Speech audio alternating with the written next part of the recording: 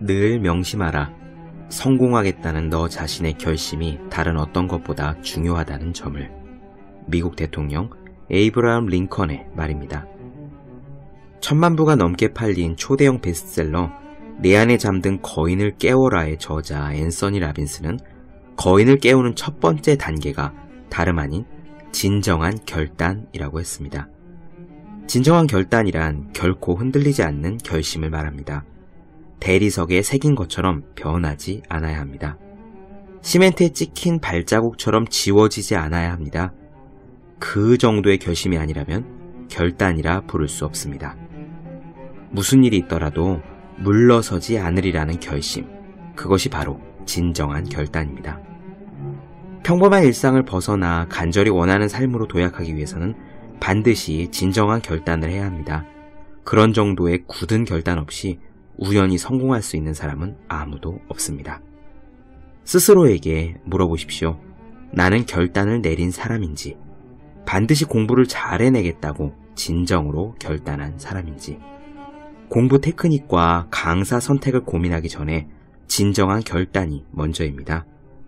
교과서를 완벽하게 마스터하겠다는 결단, 수업 내용을 단 한 조각도 놓치지 않겠다는 결단, 원어민처럼 줄줄 회화를 하고 말겠다는 무조건적인 결단, 그런 결단 말입니다. 결단을 내린 사람은 기준이 높고 기준이 높은 사람은 담대하게 노력합니다. 그럼으로써 사흘이 멀다 하고 달라지고 나아갑니다. 자, 이제 진지하게 생각해보면 어떨까요? 여러분은 정말로 결단을 내린 사람입니까? 365 공비타민 진정한 결단이 먼저다의 한 대목으로 시작합니다.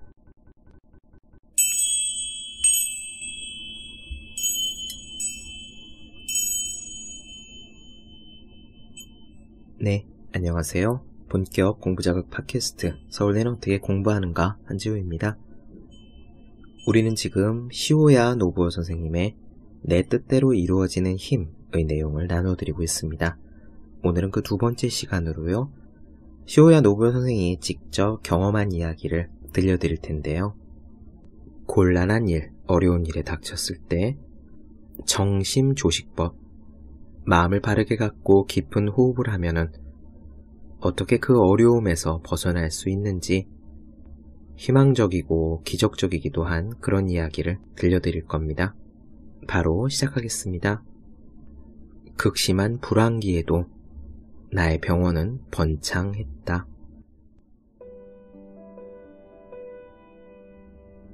극심한 불황기에도 나의 병원이 번창한 이유가 있습니다. 내가 처음 병원을 개업하려고 했을 때 시부야라는 곳에 내과 병원을 열고자 의사협회장 집에 인사하러 갔을 때 나는 그분과 이런 이야기를 나누었던 기억이 납니다. 의사협회장은 나를 만류했습니다. 그만두는 게 낫겠습니다. 이렇게 불황이니 환자는 전혀 오질 않아요.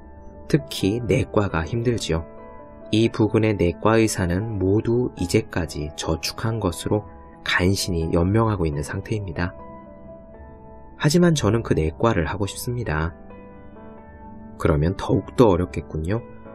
실은 나도 내과 의사였는데 먹고 살 수가 없어 치질 전문의로 바꾸고 나서야 겨우 유지하고 있는 형편이랍니다. 그런데 어디서 개업할 생각입니까? 나는 시부야라고 답했습니다. 그랬더니 협회장은 단번에 고개를 저었더랍니다. 아, 곤란한데요. 그곳은 사람이 많이 다니질 않아요. 이것이 내가 막 개업의사로 출발하려는 지점에 섰을 때 겪었던 일입니다. 처음부터 기세를 꺾어 놓는 듯한 그의 말에 유감을 느끼지 않을 수 없었습니다. 하지만 불행히도 현실은 그 협회장의 말대로였습니다. 뉴욕 월스트리트의 주가 폭락을 신호탄으로 대불황이 세기를 덮쳐서 일본에서도 도시에는 실업자가 늘고 농촌에서도 나앉는 사람들이 속출할 만큼 심각한 상황에 휩싸였던 시기였습니다. 실업률은 30%나 되고 많은 사람들이 당장 먹을 양식을 구하기 위해 전전긍긍하고 있었습니다. 그 무렵에 비하면 이후로 지금까지 내가 겪어온 불황 따위는 훨씬 나은 축에 속합니다.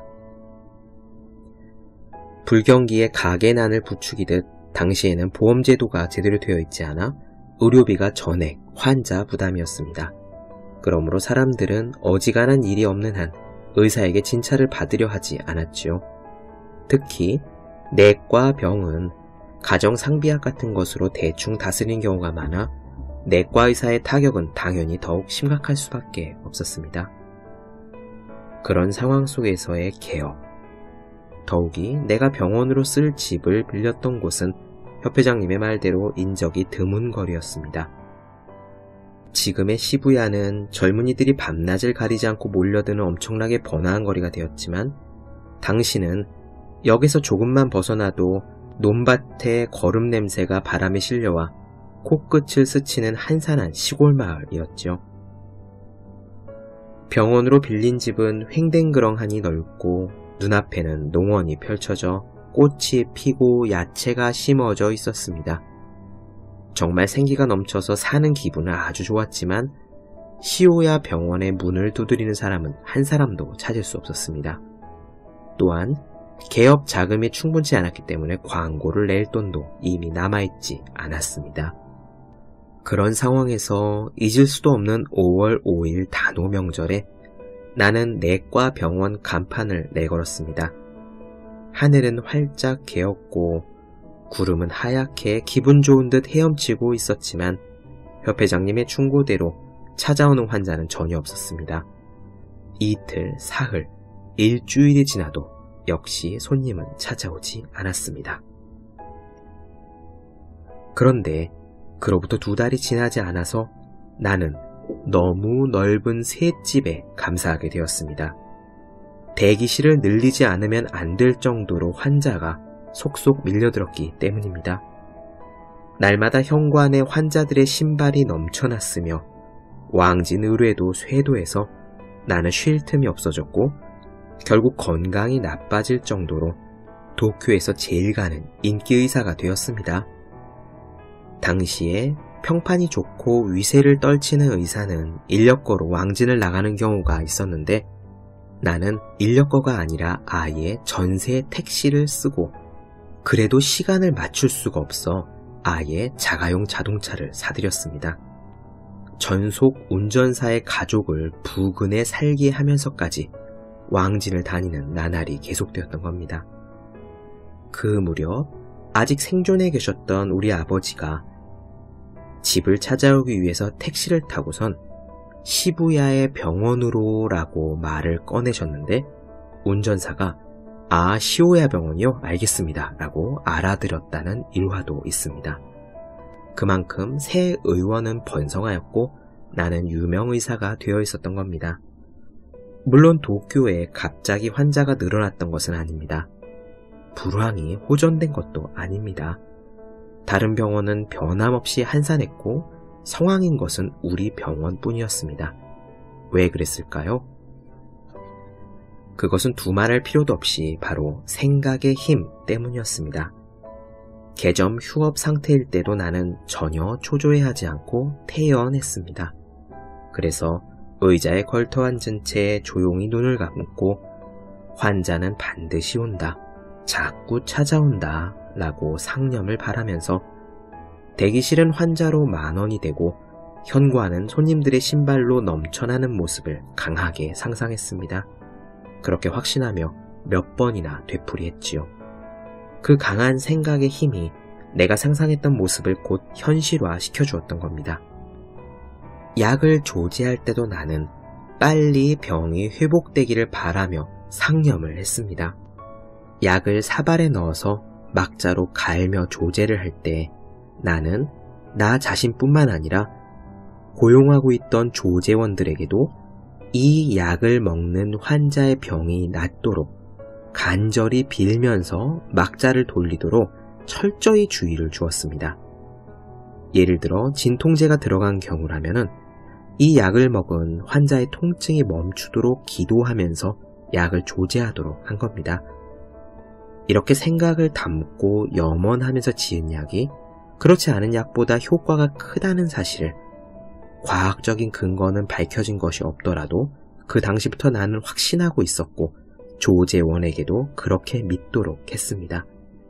그 결과는 내 생각대로여서 우리 병원은 잘 치료한다는 소문이 났지요. 그래서 저 병원에 가면은 다른 곳에서는 낫지 않는 병도 낫는다는 평판이 커지고 입소문이 더 많은 사람들을 불러들여서 나의 상상대로 더욱 병원이 번성하게 되었던 것입니다. 나중에 아내는 지난날을 되돌아보며 이렇게 수루했습니다. 환자가 한 사람도 오지 않더라도 나는 전혀 불안하지 않았습니다. 오히려 태연했습니다.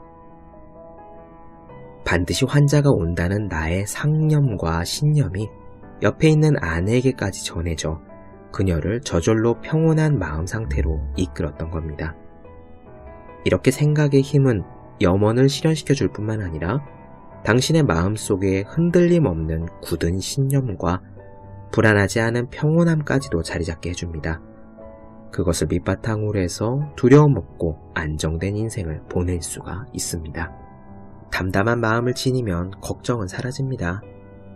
잠잘 시간도 식사할 틈도 없을 정도로 환자가 몰려들었으니 병원의 수입은 상당했습니다.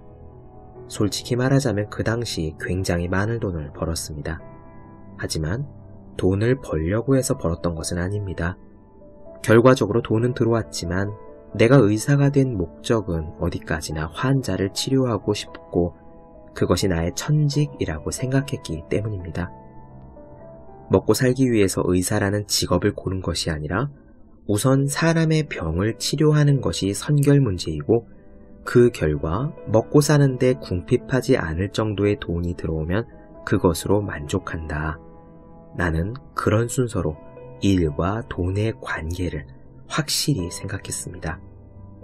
그 순서를 잘못 정해서 돈을 벌기 위한 수단으로 환자를 치료해서는 절대로 안 된다고 스스로 다짐하기도 했습니다. 그렇기 때문에 돈을 벌기 위해 손익계산을 해본 일은 지금까지 단 한 번도 없었습니다. 나는 원래 돈 계산에는 좀 어두운 편입니다.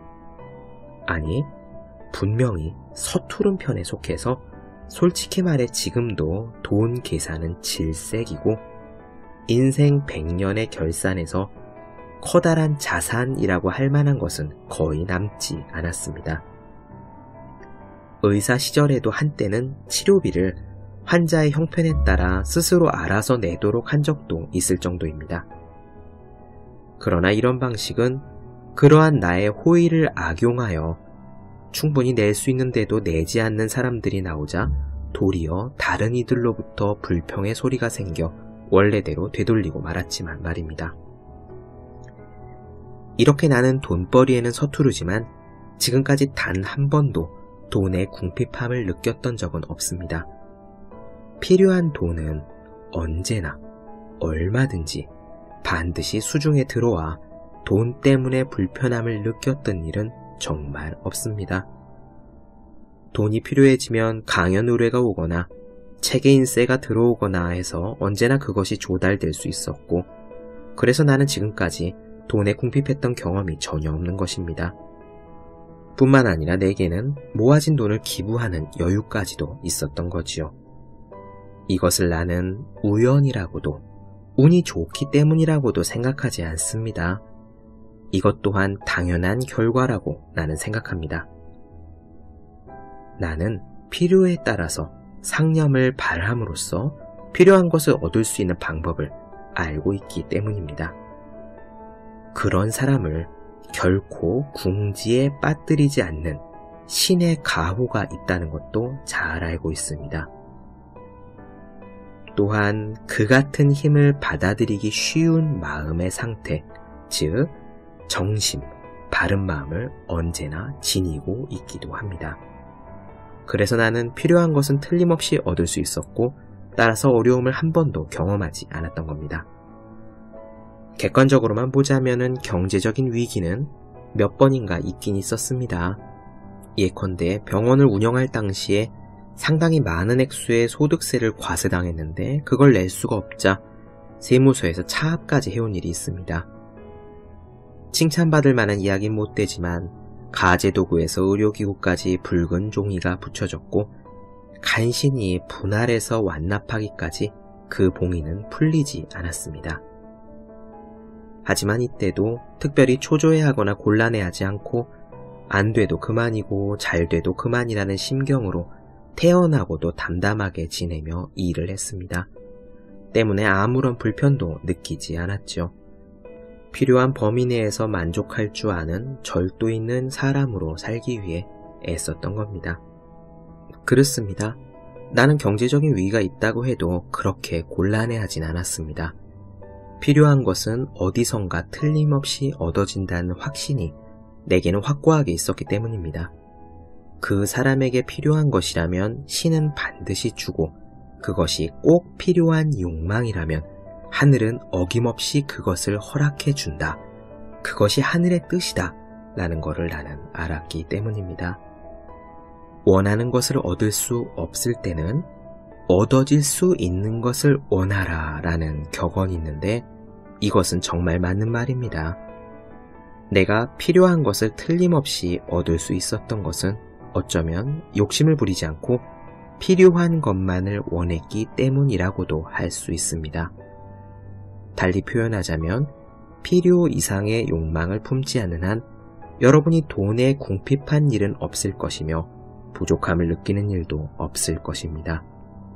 인간은 꼭 필요한 것으로 인해 곤란에 빠지는 일은 결코 없다. 이 확신만 있으면 물건에 구애되는 일도 드물어집니다. 지금 내가 여기서 성인 군자인 체하려는 것은 아닙니다. 나는 욕망을 부정하는 사람이 아니기 때문입니다.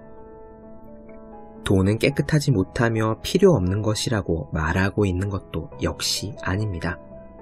그렇기는커녕 보통 사람들과 마찬가지로 인생에서 돈은 꼭 필요한 것이라고 생각하고 있습니다. 적어도 남에게 의존하지 않고 자신과 가족의 생활을 유지해갈 정도의 돈은 누구에게나 필요하죠.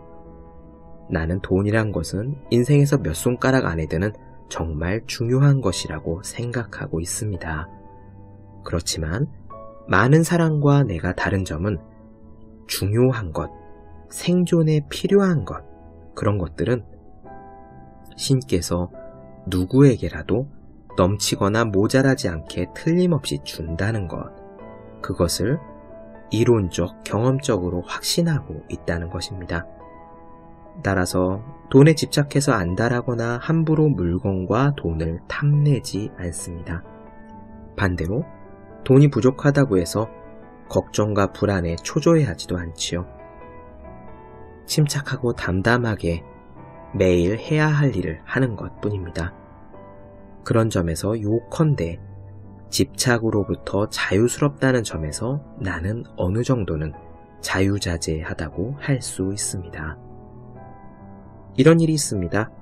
먼 옛날 당시 돈으로 3만 엔이라는 거금을 아는 사람에게 빌려준 채 결국 받지 못한 일이 있었습니다. 그래도 나는 한 번도 독촉하지 않았습니다. 돌려줬으면 좋겠다는 생각도 없었습니다. 그 일로 그 사람과의 사이가 어색해진 일도 없고 그 후에도 변함없이 교제를 계속했습니다. 저쪽이 어떻게 생각하고 있는지는 모르겠지만 나는 빌려준 돈을 돌려받지 못하는 것도 하나의 이치다라는 정도로 생각해서 특별히 구애되는 마음도 없었고 굳이 독촉하지 않겠다라고 생각했던 겁니다. 그리고 이 또한 어떤 인연과 필요성 때문에 내 손을 돈이 떠난 것이려니 나는 그렇게 담담하게 생각했습니다. 이렇게도 생각할 수 있지요. 자신의 욕망을 하나 없애는 것은 마음의 세계와 영적 차원에서 덕을 하나 쌓는 일이 된다. 혹은 자기의 악업을 하나 지우는 일이 된다. 그런 인과응보의 이치도 나는 믿고 있었기 때문에 빌려준 돈을 돌려받지 못한 것은 현세의 계산으로는 손해일지 모르지만 내가 모르는 더 큰 원리와 높은 차원에 비추어 보면 꼭 일방적인 손해라고는 할 수 없지 않을까 라는 생각도 했습니다. 그런 확신이 아주 자연스럽게 가슴속에 있었기 때문에 나는 태어날 수 있었습니다. 필요한 물건은 반드시 손에 들어오고 가야 할 길이라면 틀림없이 길이 나타난다. 그러니 안달하거나 걱정하지 말라.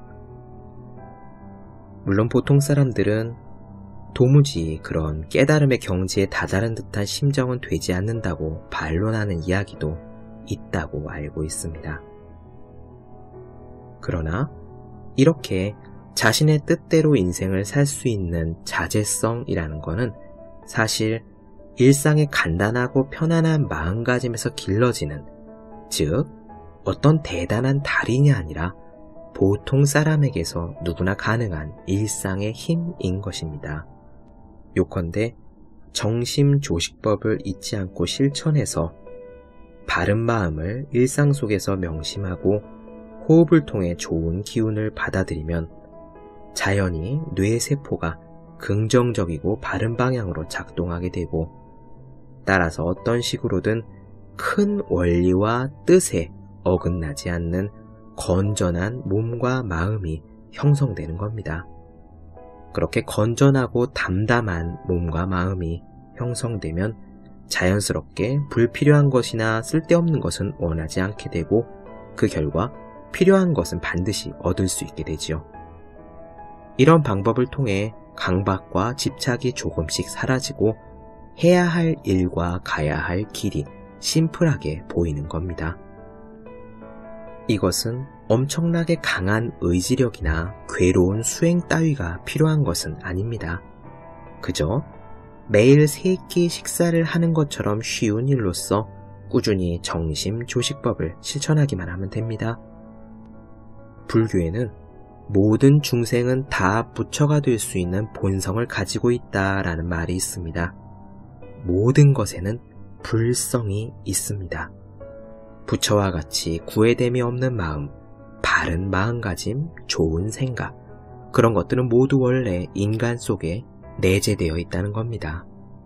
사람 본래 그것들을 지니고 이 세상에 태어나지요. 우리는 누구나 그 내부에 좋은 생각과 바른 마음을 가지고 있습니다.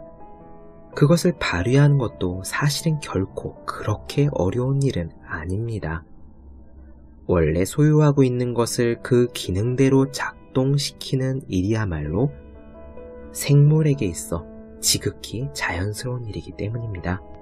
그런데 그것이 본래의 기능을 발휘할 수 없도록 가로막는 것은 우리 스스로가 어떤 구름을 만들어버리기 때문입니다. 예를 들면 얕은 호흡이나 필요 이상의 욕망, 주위 사람과의 비교, 쓸데없는 자존심, 그런 것들이 구름의 예에 속합니다. 그 구름들을 걷어내기 위해서는 바른 마음을 먹고 깊은 호흡을 하는 정심조식법을 실행하면 됩니다. 그러면 원래부터 있던 태양이 얼굴을 내밀 거지요. 그것은 있던 태양을 드러내는 것이기 때문에 처음부터 만들어내는 것보다 훨씬 쉽습니다. 바로 그렇습니다. 좋은 생각이나 바른 마음은 만드는 것이 아니라 드러내는 것입니다. 원래 있던 것을 드러내기만 하면 됩니다. 그렇기 때문에 나 같은 보통 사람에게도 가능한 일인 것입니다. 나에게 가능하다면 여러분에게 역시 더욱더 가능할 것이라고 나는 생각합니다. 네, 이 흥미로운 부분 어떻게 들으셨나요? 저는 이 책을 대학교 다닐 때 읽었기 때문에 사실 이 부분의 에피소드를 기억하고 있었습니다. 그리고 실천을 한번 해봤어요. 제가 숙명여대 앞에서 아주 조그만 가게를 운영할 때 손님이 잘 없으니까 앉아서 열심히 시오야 노부오 선생님이 시키는 대로 명상을 하고 이미지 트레이닝을 하고 그랬었더랬죠. 1.2평짜리 조그만 커피집 안에 앉아서 제 엉덩이 반쪽만한 간이 의자 위에 온몸을 걸치고 좋은 상념을 내기 위해 애써봤던 겁니다. 결과는 어떻게 되었을까요? 네, 그때 그랬습니다.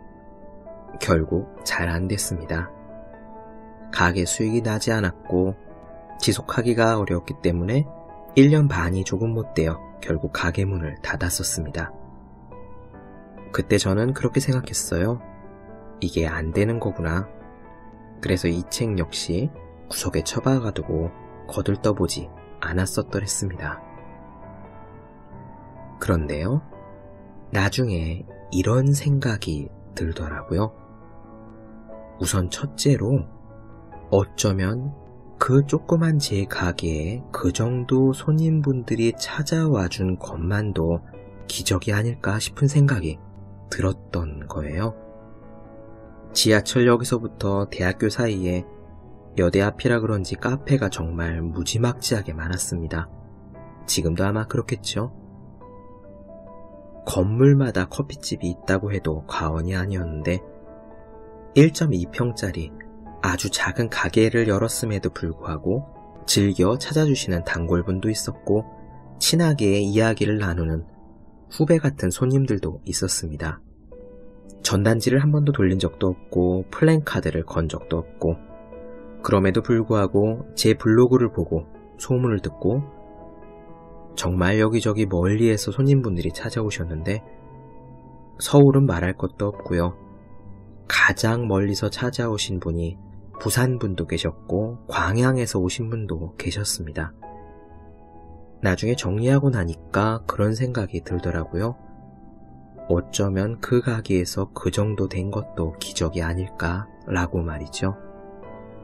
그리고 두 번째 생각은 이게 앉아서 이미지 트레이닝만 한다고 다 되는 것은 아니구나 라는 겁니다. 상념의 힘을 믿고 열심히 좋은 생각을 하지만 동시에 이런 질문도 던졌어야 되는 거 아닌가 라는 생각이 든 거예요. How to, 어떻게 해야 되느냐, 무엇을 할 것이냐 라는 질문 말입니다. 저는 제자리에 앉아서 기도하듯 열심히 명상을 했습니다. 그것 자체가 나빴다고는 생각하지 않습니다. 하지만 제가 사업 경험도 없고 가게 경험은 더더욱 없기 때문에 무언가를 해야 된다는 생각을 사실 잘 못했거든요. 좋은 마음을 가짐과 동시에 그래서 어떻게 할까라는 질문을 스스로에게 던졌으면 뭔가 새로운 기발한 아이디어들이 툭툭 튀어나왔을 것이고 그런 것들 어딘가에서 사업의 운이 트이는 그런 인연으로 이어졌을 것이라는 생각이 나중에야 들었습니다. 왜냐하면은 그 뒤에 글쓰기든 책이든 회사 일이든 간에 무언가 잘 풀릴 때는 저는 항상 그런 생각을 했더라고요. 좋은 마음가짐을 가진 상태에서 그래서 어떻게 해볼까? How to? 라고 질문을 하면은 뭔가 뜬금없이 아이디어가 떠오릅니다.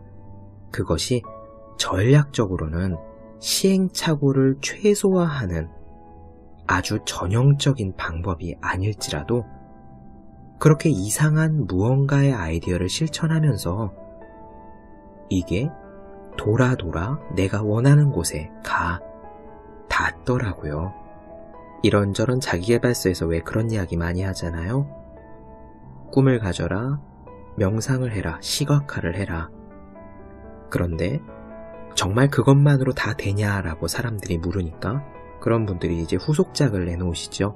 아니다, 실천을 해야 된다. 그렇습니다. 좋은 마음을 가지고 강한 상념을 품는 것도 중요하고요. 그런가 동시에 어떻게 행동할까, 어디로 움직일까라고 스스로에게 질문을 던지는 것도 대단히 중요합니다. 그 두 가지가 같이 가면은 우리에게 길이 열린다고 저는 그렇게 생각합니다. 그리고 세 번째는요. 나중에 생각을 해보니 결국 길게 봐서는 잘 된 게 아닌가라는 생각이 들었습니다. 물론 제가 열었던 그 가게는 망했습니다. 그 비즈니스 모델은 계속 가기가 어렵긴 했죠. 그런데 가게를 접고 나서 지금까지 몇 년을 되돌아보면은 직장에서 즐겁게 일하고 있고 틈틈이 글을 쓰고 블로그에다가 업로드를 하고 책도 내고 또 이렇게 팟캐스트를 열어서 많은 분들과 이야기를 나누고 있죠.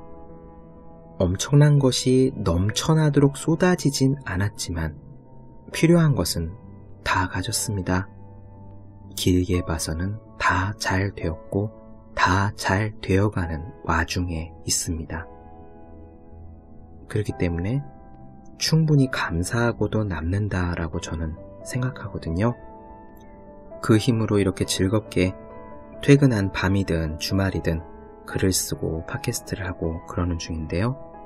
몇 년 전 제가 그 조그만 가게에 앉아서 겨울에는 추위에 달달 떨면서 여름에는 더위에 헥헥거리면서 그럼에도 불구하고 지치지 않고 좋은 상념과 기운을 내었던 것이 어떤 식으로든 나에게 돌아왔구나. 나중에 돌아보니 그런 생각이 들더라고요. 네, 그런 뜻에서요. 오늘 이야기는 마지막으로 제가 얼마 전에 읽은 아주 좋은 글귀 하나 나누어드리는 것으로 그렇게 마무리하고자 합니다. 하즈라트 이나야 칸의 수피의 기도라는 한 구절인데요. 우연히 이 글귀를 읽고 너무 좋아서 찾아보았는데 우리나라에 번역된 책은 나와 있지 않은 것 같습니다. 이 수피의 기도, 짧은 시를 들려드리는 것으로 오늘 시간은 마무리하겠습니다. 바로 이어갈게요. 수피의 기도. 나에게 힘을 달라고 기도하였더니 신은 나에게 나를 연단할 수 있는 고난을 주셨다. 나에게 지혜를 달라고 기도하였더니 신은 나에게 이겨내는 법을 배울 수 있는 어려움을 주셨다. 나에게 부를 달라고 기도하였더니 신은 나에게 일할 수 있는 근력과 머리를 주셨다. 나에게 용기를 달라고 기도하였더니 신은 나에게 극복할 수 있는 위기를 주셨다. 나에게 사랑을 달라고 기도하였더니 신은 나에게 도움이 필요한 사람들을 보내주셨다. 그리고 내가 신에게 은총을 구하였더니 신은 나에게 기회를 허락하셨다. 나는 내가 원한 것을 하나도 얻지 못했지만 신은 내게 필요한 모든 것을 주셨다.